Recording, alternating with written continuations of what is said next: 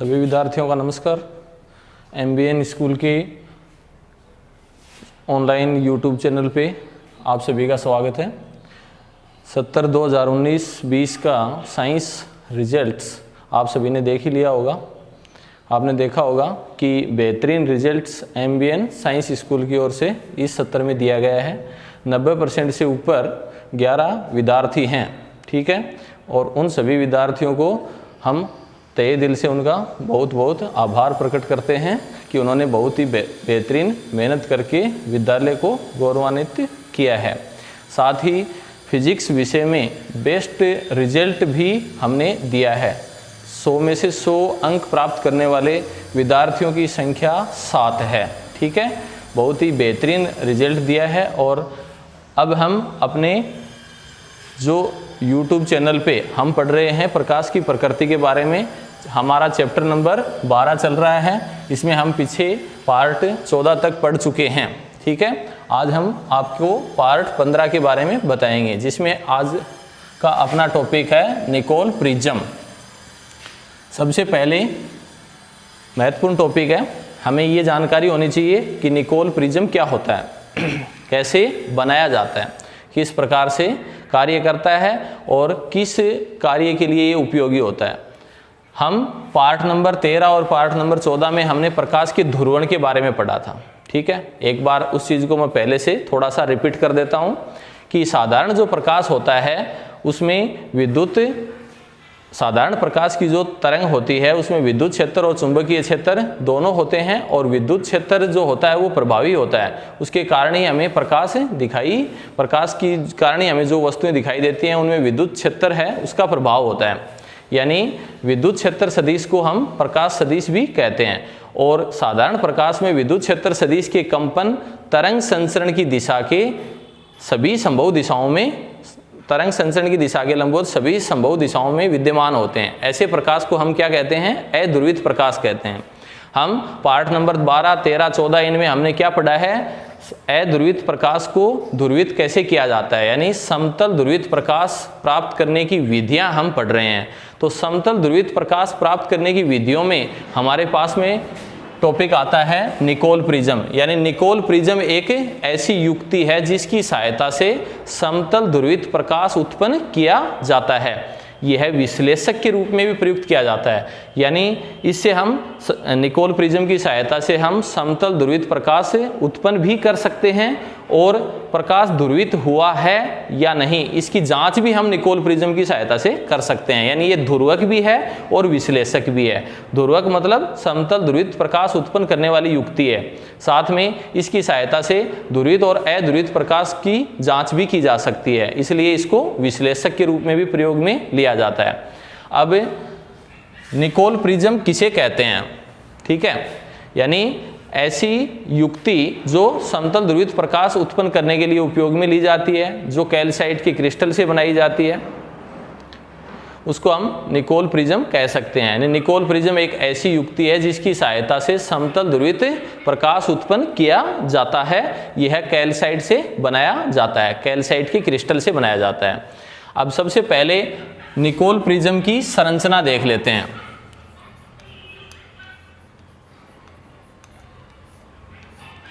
यानी Nicol prism किस प्रकार से बनाया जाता है, उसके लिए एक बार आप समझें कि निकोल प्रिज्म बनाने के लिए हम कैल्साइट का एक टुकड़ा लेते हैं। इस प्रकार का कैल्साइट का टुकड़ा होता है। कैल्साइट एक क्रिस्टल है और कैल्साइट का एक टुकड़ा इस प्रकार का लेते हैं जिसकी लंबाई चौड़ाई की 3 गुनी हो, ठीक है। यानी लंबाई ज़्यादा होनी चाहिए और चौड़ाई कम होनी चाहिए, इस प्रकार का होना चाहिए, ठीक है। निकोल प्रिज्म बनाने के लिए हम कैल्साइट के टुकड़े का उपयोग करते हैं। कैल्साइट का एक टुकड़ा ऐसा लेते हैं जिसकी लंबाई चौड़ाई की 3 गुनी हो, ठीक है।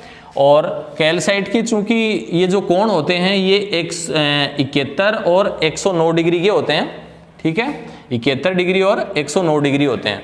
इनको थोड़ा सा घिस के और 71 डिग्री वाला जो कोण है उसको 68 डिग्री में और 109 डिग्री वाला जो कोण है उसको 112 डिग्री में परिवर्तित किया जाता है। यानी निकोल प्रिज्म बनाने के लिए सबसे पहले हम एक कैल्साइट का टुकड़ा लेते हैं और ऐसा टुकड़ा लेते हैं जिसकी लंबाई चौड़ाई की 3 गुनी हो।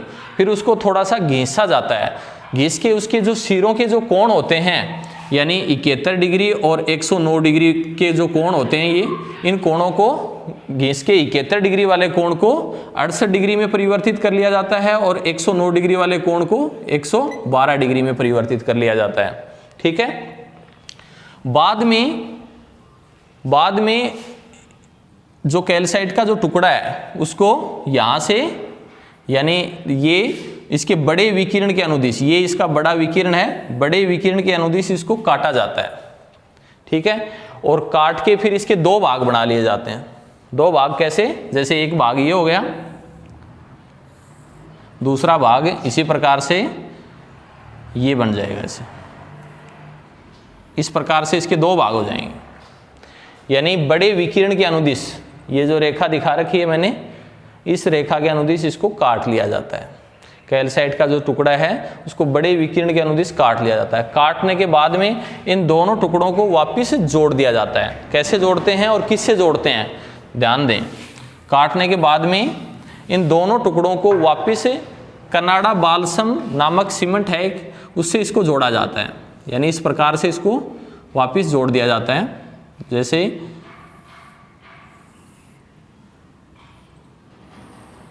यहां से इसको काटा था तो यहाँ पे कनाडा बाल्सम नामक सीमेंट इसके अंदर, उससे इसको दोबारा चिपका दिया जाता है।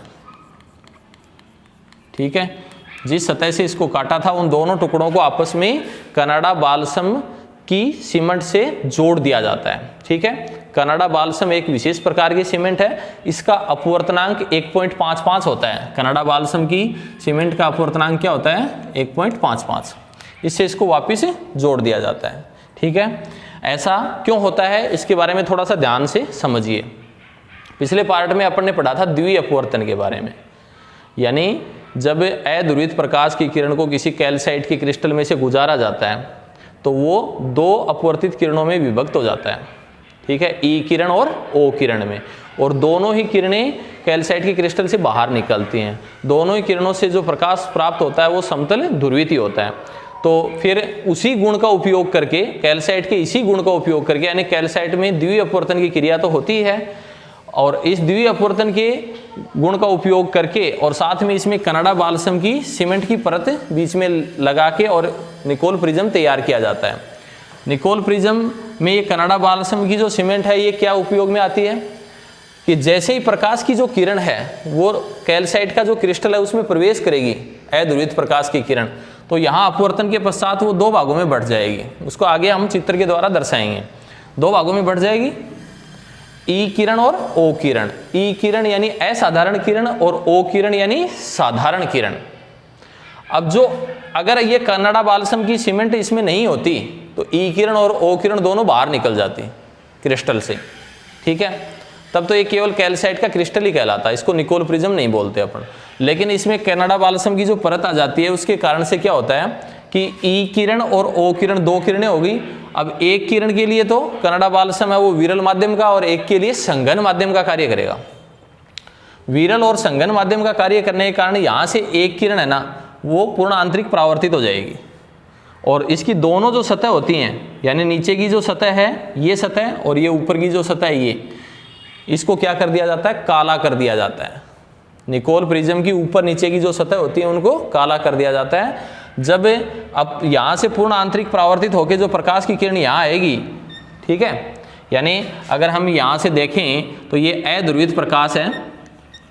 अध्रुवित प्रकाश को हम इस प्रकार से प्रदर्शित करते हैं और बीच में ये बिंदुओं के द्वारा दर्शाते हैं। अध्रुवित प्रकाश की किरण जब निकोल प्रिज्म में प्रवेश करती है तो यहाँ से उसका द्वि अपवर्तन होता है। द्वि अपवर्तन के कारण वो प्रकाश की किरण कितने भागों में बढ़ जाती है, 2 भागों में। जैसे एक किरण ये जा रही है और एक किरण ये जा रही है ऐसे, ठीक है।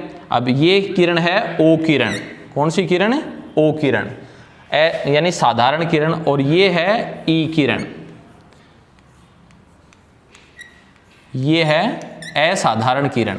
ई किरण है वो क्या है, असाधारण किरण है।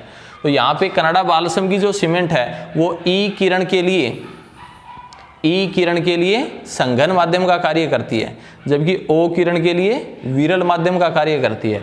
ओ किरण का क्या हो जाता है, पूर्ण आंतरिक परावर्तन हो जाता है।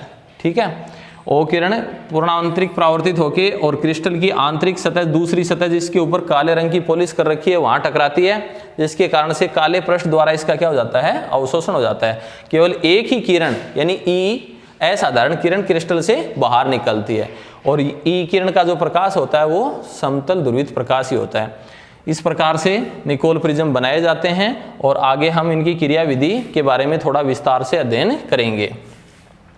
तो ये तो हुई इसकी संरचना। अब संरचना के बारे में एक बार फिर से मैं 2 मिनट रिपीट कर देता हूँ। निकोल प्रिज्म बनाने के लिए हम कैल्साइट का एक टुकड़ा लेते हैं। ठीक है, कैल्साइट का ही क्यों लेते हैं, क्योंकि कैल्साइट में द्वि अपवर्तन की क्रिया होती है। जैसे ही प्रकाश की किरण इसमें प्रवेश करती है, अपवर्तन के पश्चात 2 किरणों में विभक्त हो जाती है, और दोनों ही किरणों में से जो प्रकाश प्राप्त होता है वो समतल ध्रुवित होता है। तो इसलिए कैल्साइट के क्रिस्टल का इसमें उपयोग होता है। यानी निकोल प्रिज्म बनाने के लिए हम एक कैल्साइट का एक टुकड़ा इस प्रकार का लेते हैं, जिसकी लंबाई चौड़ाई की 3 गुनी हो।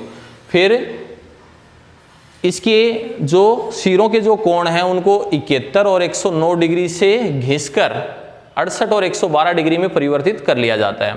फिर इसको बड़े विकिरण के अनुदिश, लंबाई के बड़े विकिरण के अनुदिश काट लिया जाता है, और काटने के बाद में कनाडा बाल्सम की सीमेंट से वापिस दोनों टुकड़ों को जोड़ दिया जाता है, और ऊपर नीचे इसकी जो सतह होती हैं वहां पर काले रंग की क्या कर दी जाती है, पॉलिश कर दी जाती है, यानी उनको काला कर दिया जाता है, ताकि वो पूर्ण आंतरिक परावर्तित किरण का क्या कर लें, अवशोषण कर लें। ठीक है, इस प्रकार से निकोल प्रिज्म बनकर तैयार हो जाता है। अब क्रिया विधि पढ़ेंगे अपन आगे।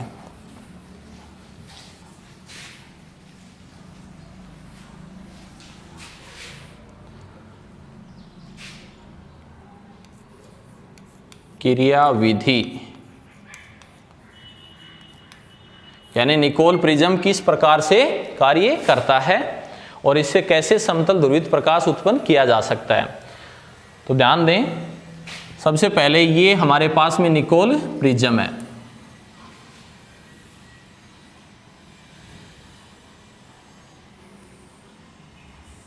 ठीक है, और निकोल प्रिज्म बनाने के लिए अपन इसको सबसे पहले यहाँ से काट के और दोबारा जोड़ते हैं, तो ये क्या आ जाती है, कनाडा बाल्सम की सीमेंट आ जाती है यहाँ पे। इसको इस प्रकार से दर्शाया जाता है, यानी क्रिया विधि में हम ये चित्र साथ में बनाएंगे। यहाँ पे अध्रुवित प्रकाश की किरण को प्रदर्शित करेंगे। अध्रुवित प्रकाश की किरण को इस प्रकार से प्रदर्शित किया जाता है। ठीक है, बीच में ये बिंदु बनाएंगे। अध्रुवित प्रकाश में विद्युत सदिश के कंपन तरंग संचरण के लंबवत ऐसे भी दिखाएंगे और ऐसे भी दिखाएंगे। अब यहाँ से जैसे ये अध्रुवित प्रकाश की किरण क्रिस्टल में प्रवेश करती है, तो यहाँ इसका द्वि अपवर्तन होता है। द्वि अपवर्तन के पश्चात ये 2 मुख्य किरणों में विभक्त हो जाती है, ई किरण और ओ किरण में। तो ई किरण को आप आगे निकाल देंगे इस प्रकार से। ठीक है, ये ई किरण है, और यहां ध्यान दें ये समतल ध्रुवित प्रकाश है, इसलिए इसमें बीच में बिंदु नहीं बनाएंगे। तो ये कौन सी किरण हुई, ई किरण। ठीक है, और दूसरी अपवर्तित किरण यहां से, यानी द्वि अपवर्तन के पश्चात यहां से 2 किरणों में विभक्त होगी, तो दूसरी किरण को इस प्रकार से प्रदर्शित करेंगे।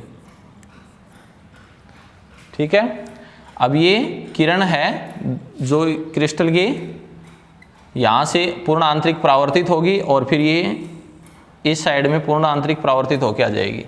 यहाँ पे एक काली सतह है। ठीक है, यानी इसको हम यहाँ पे थोड़ा सा गहरा करके प्रदर्शित कर सकते हैं।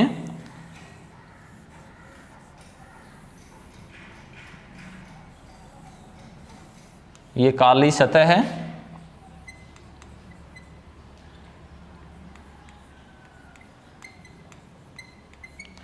ठीक है, और ये जो किरण है अपनी, ये समतल ध्रुवित प्रकाश की है। इसमें विद्युत सदिश के कंपनों को इस प्रकार से प्रदर्शित चित्र में कर देंगे। अब जैसे यहाँ ए, बी, सी और डी, इस प्रकार से हम इसको नामांकित कर देंगे। ठीक है, यहाँ ये अध्रुवित प्रकाश है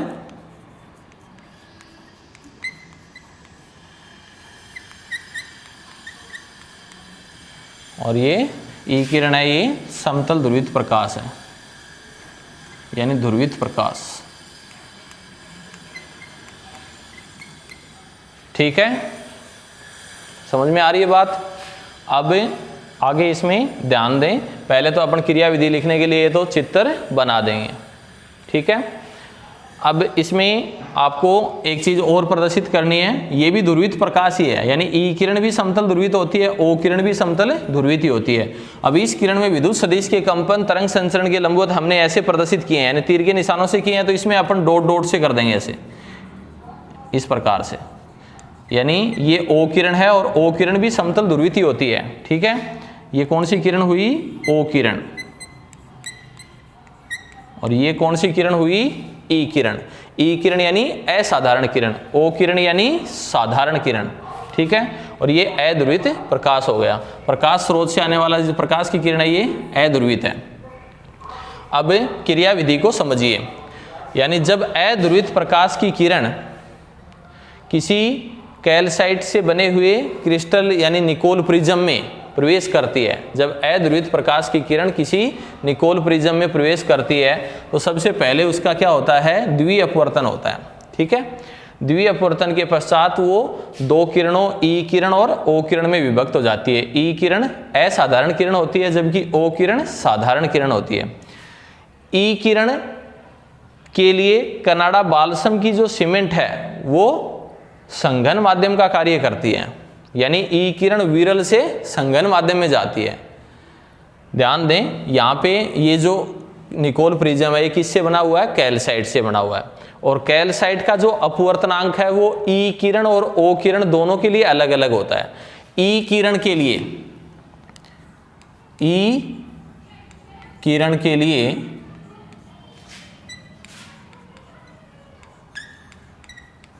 कैल्साइट का अपवर्तनांक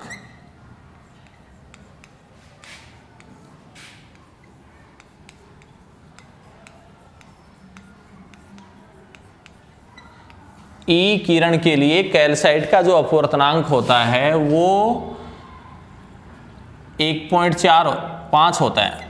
ठीक है, ई किरण के लिए कैल्साइट का अपवर्तनांक 1.45, जबकि ओ किरण के लिए, ओ किरण के लिए कैल्साइट का अपवर्तनांक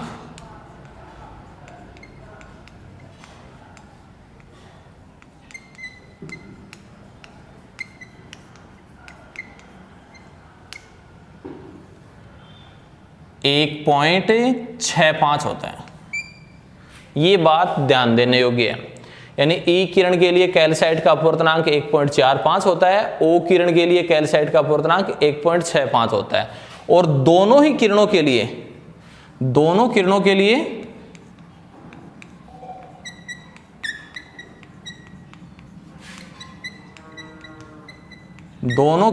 लिए कनाडा बाल्सम की जो सीमेंट है उसका अपवर्तनांक 1.55 होता है। दोनों किरणों के लिए कनाडा बाल्सम सीमेंट का अपवर्तनांक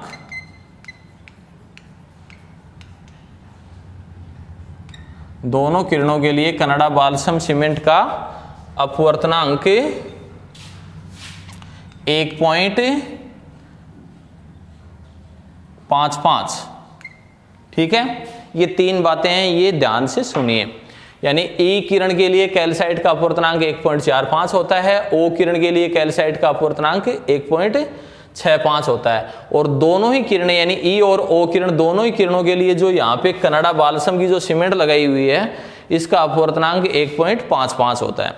अब जैसे ही यहाँ द्वि अपवर्तन के पश्चात ई किरण और ओ किरण आती हैं, अपवर्तित किरणें दोनों किस पे आपतित होती हैं, कनाडा बाल्सम की सीमेंट पे आपतित होती हैं। तो यहाँ पे कैल्साइट का जो अपवर्तनांक है वो हम देखें कि ई किरण के लिए कैल्साइट का अपवर्तनांक कितना है, 1.45, यानी ये भाग तो कैल्साइट का ही है, तो कैल्साइट का अपवर्तनांक ई किरण के लिए 1.45 है, जबकि कनाडा बालसम का अपवर्तनांक कितना रहा 1.55, ज्यादा हो गया ना।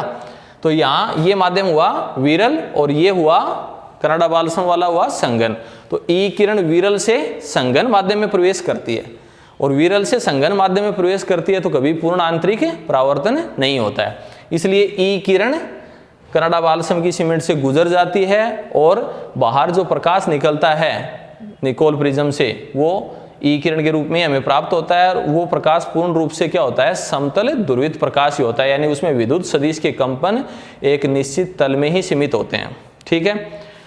दूसरी ओर जो द्विअपवर्तित किरणों में जो ओ किरण है वो भी समतल ध्रुवित प्रकाश की किरण ही है, लेकिन ओ किरण के लिए कैल्साइट का अपवर्तनांक कितना है 1.65, यानी ओ किरण के लिए ये जो भाग है कैल्साइट वाला, कैल्साइट का अपवर्तनांक 1.65 है। और जैसे ये ओ किरण आगे कनाडा बालसम की सीमेंट पर आपतित होती है तो कनाडा बालसम का सीमेंट का अपवर्तनांक ओ किरण के लिए भी कितना रहेगा 1.55। ठीक है। इसलिए कनाडा बालसम की जो सीमेंट है वो ओ किरण के लिए विरल माध्यम का कार्य करती है, यानी कनाडा बालसम की सीमेंट का अपवर्तनांक रहा 1.55 और साथ में कैल्साइट का अपवर्तनांक रहा ओ किरण के लिए 1.65। तो 1.65 ज्यादा है 1.55 से, तो इसलिए ये माध्यम क्या रह गया संघन और ये क्या रह गया कनाडा बालसम वाला ओ किरण के लिए विरल माध्यम रह गया। तो ये किरण संघन से विरल माध्यम में प्रवेश करती है और आपने पीछे पूर्ण आंतरिक परावर्तन के बारे में पढ़ा है। तो जब प्रकाश की किरण संघन से विरल माध्यम में प्रवेश करती है तब उसका क्या हो जाता है, पूर्ण आंतरिक परावर्तन हो जाता है। तो यहाँ पे ओ किरण का क्या हो जाएगा, कनाडा बालसम की सीमेंट से पूर्ण आंतरिक परावर्तन हो जाएगा।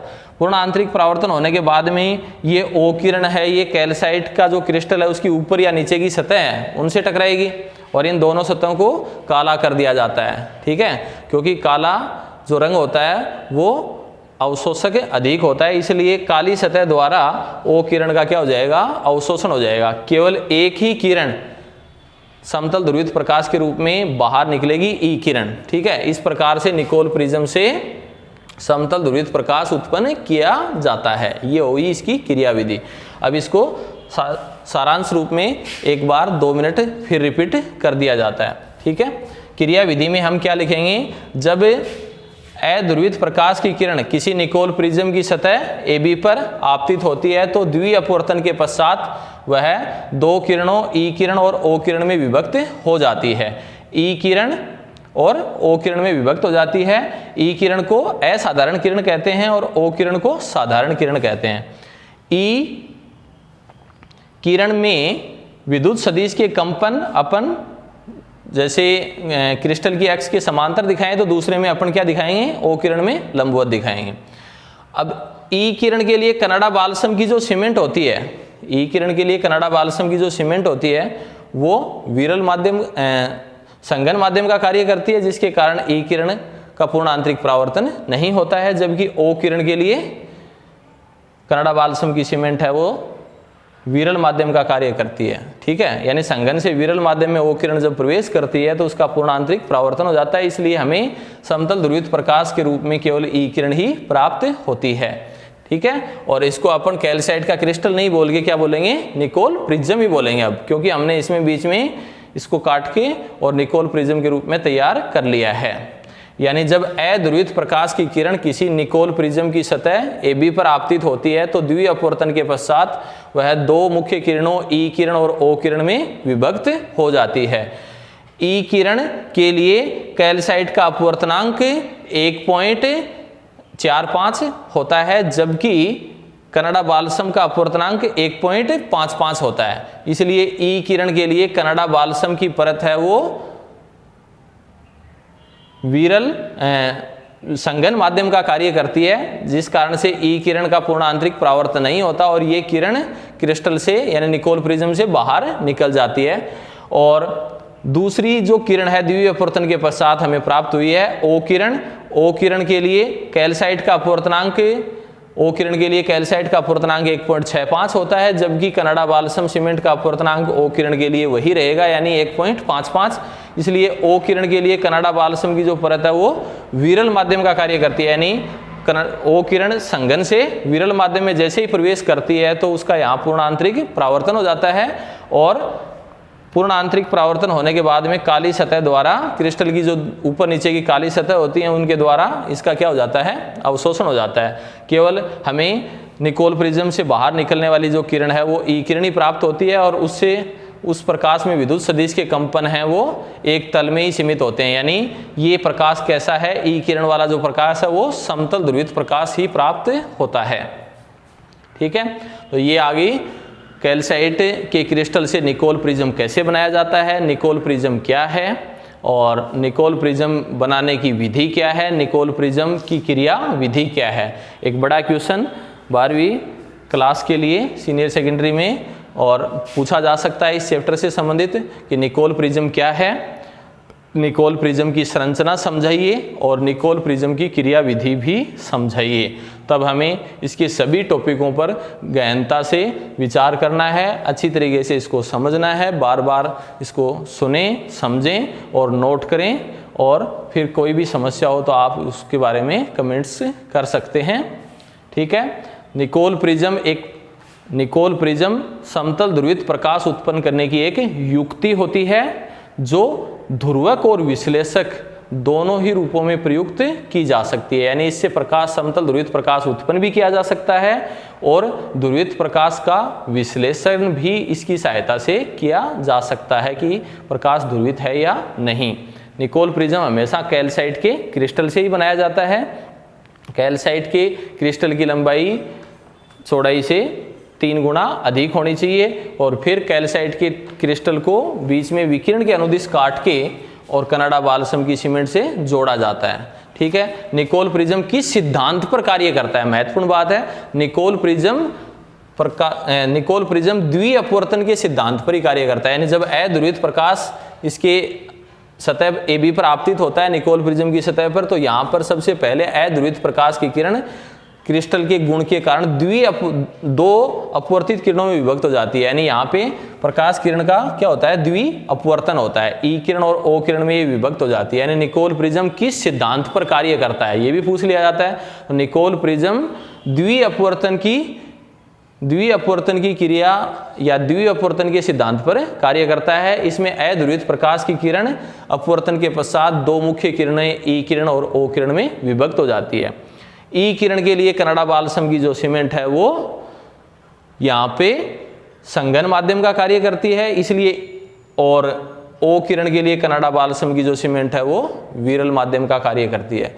अतः ओ किरण का पूर्ण आंतरिक परावर्तन होता है इसमें, जबकि ई किरण का पूर्ण आंतरिक परावर्तन नहीं होता। ई किरण निकोल प्रिज्म से बाहर निकल जाती है, जबकि ओ किरण निकोल प्रिज्म के अंदर ही काली सतह द्वारा क्या हो जाती है, अवशोषित हो जाती है।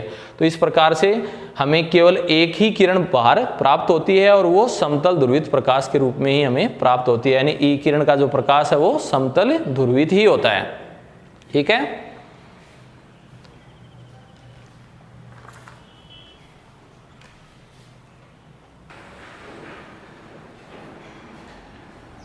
तो आज का टॉपिक है वो अपन यहीं समाप्त करते हैं। नेक्स्ट टॉपिक अपन नेक्स्ट पार्ट में पढ़ेंगे, पार्ट नंबर 16 में। किसी भी प्रकार की कोई भी समस्या हो तो आप कमेंट्स कर सकते हैं और एक बेहतरीन शिक्षा प्रणाली से जुड़ें और अपना भविष्य बनाएं और अच्छे से अच्छा मार्क्स लाने का प्रयास करें। धन्यवाद।